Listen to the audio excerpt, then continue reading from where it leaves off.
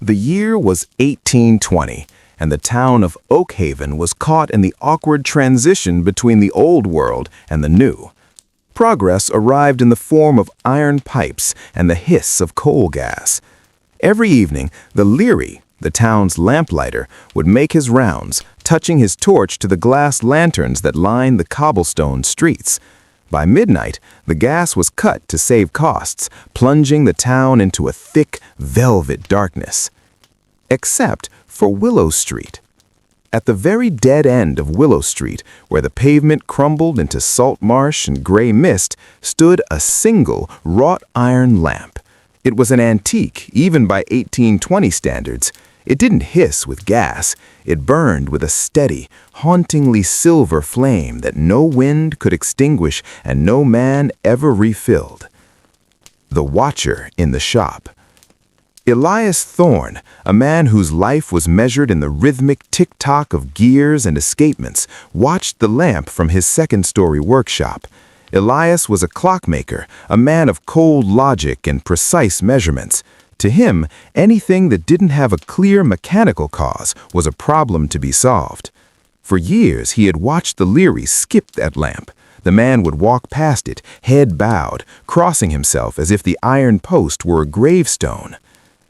"It's just a lamp, Thomas," Elias had once shouted from his window to the lamplighter. "It's a light for those who haven't found their way home, Mr. Thorne," the old man had replied, his voice trembling, "and pray you never have to be the one to light it." The night of the blue mist. On a Tuesday in mid-November, the fog rolled in from the coast with a peculiar density. It smelled of ozone and ancient copper. As the church bells chimed 12, the gas lamps of Oakhaven sputtered and died. The town vanished. Elias sat at his workbench, squinting through his loupe at a delicate hairspring. Suddenly, the shadows in his room shifted. The light hitting his wall wasn't the warm yellow of his candle. It was a piercing, surgical silver. He looked out the window. The last lamp of Willow Street was burning brighter than he had ever seen. The light wasn't just illuminating the street, it was cutting through the fog like a lighthouse. In the center of that light stood a figure. It was a woman in a high-waisted Regency dress, her silk. Elias retreated to his workshop, his breath hitching in the cold air. He locked the heavy oak door and leaned against it, the silver watch still heavy in his palm. The metal felt impossibly cold, a chill that seemed to seep through his skin and settle in his bones. He placed the watch on his velvet-lined workbench. Under the concentrated glow of his magnifying lamp, the object defied the laws of 18th-century horology. The casing was engraved with constellations that didn't match the English sky. The stars seemed to shift position if he blinked too fast. The impossible mechanism. With surgical precision, Elias used a fine-tipped screwdriver to pry open the back casing. He expected to find brass gears, a mainspring, or perhaps a balance wheel. Instead, he found a miniature universe. Inside the watch, there were no traditional gears. Instead, a series of tiny translucent crystals rotated around a central core of glowing liquid, the same silver hue as the lamp on Willow Street. The liquid pulsed like a heartbeat. Every time it pulsed, the seconds hand jumped backward. "This wasn't made by human hands," Elias whispered to the empty room. As he studied the crystals, he noticed tiny inscriptions etched on the inner rim of the case. They were names from Oakhaven. Some he recognized, the mayor, the local blacksmith, even the old Leary, Thomas. But most were names he had only seen on the weathered headstones of the Blackwood Cemetery. At the very bottom, in a script so small it was almost invisible, was his own name, Elias Thorne. Beside his name was a time, 12:04 a.m. He looked at his wall clock. It was 12:03 a.m. The shadow in the workshop. A sudden, violent gust of wind slammed against his shutters, though the night had been dead calm moments before. The candles in his room flickered and died, leaving only the silver glow of the pocket watch. In the sudden dimness, Elias saw a shadow stretching across his workbench. It wasn't his shadow.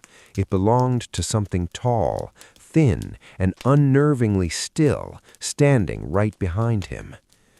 "The balance is shifting, Elias," a voice rasped.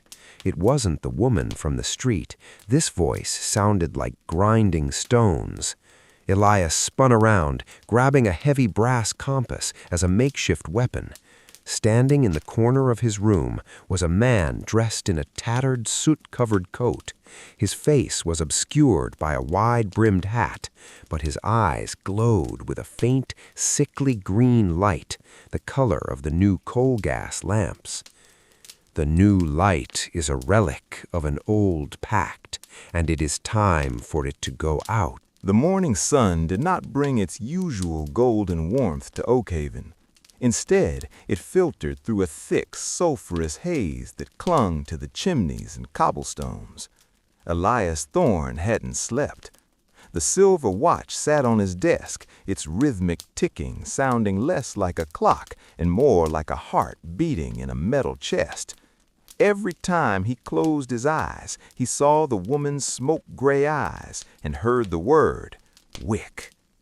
Elias knew that to understand the lamp, he had to talk to the one man who had looked it in the eye every night for 40 years, Thomas, the town's oldest lamplighter. The shack at the edge of the world. Thomas lived in a rickety wooden shack on the very edge of the salt marshes, where the air smelled of brine and rotten wood. When Elias arrived, he found the old man polishing a brass lantern with trembling hands. "I knew you'd come, Mr. Thorne," Thomas said without looking up. "I saw the silver flare last night. It hasn't burned that bright since the Great Fire of 1790. Elias sat on a stool made of an old shipping crate. "Thomas, tell me the truth. That lamp on Willow Street, it doesn't run on gas or oil. I've seen what's inside this watch. It's impossible." Thomas finally looked at him. His eyes were milky with cataracts, yet they seemed to glow with a faint reflection of that silver light.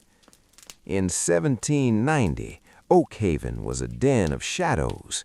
A fire broke out, not a natural fire, but a living flame that fed on fear. Your grandfather, Benjamin Thorne, was more than a clockmaker. He was an alchemist of time. He realized that the only way to trap a shadow was to cage it in a light made of human memories. The Order of the Wick." Thomas leaned in closer, his voice dropping to a rasp. "He founded the Order of the Wick. They were 12 men and women who gave up their time to keep the lamp burning. The woman you saw, that was Clara.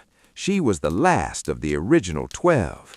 She has been standing under that lamp since the day she disappeared from the town records 30 years ago." Elias felt a cold shiver. "You're saying she's alive all this time? Or is she a ghost?" "Neither," Thomas replied. "She is a placeholder. The lamp requires a soul to act as the wick. The silver liquid in that watch is the essence of her life. But the gas companies, they are different. They serve a master who wants the living flame back. They call him the shadow of the new light. He thrives in the soot and the coal smoke. If he can extinguish the last lamp, the fire of 1790 will return to finish what it started." The rusted key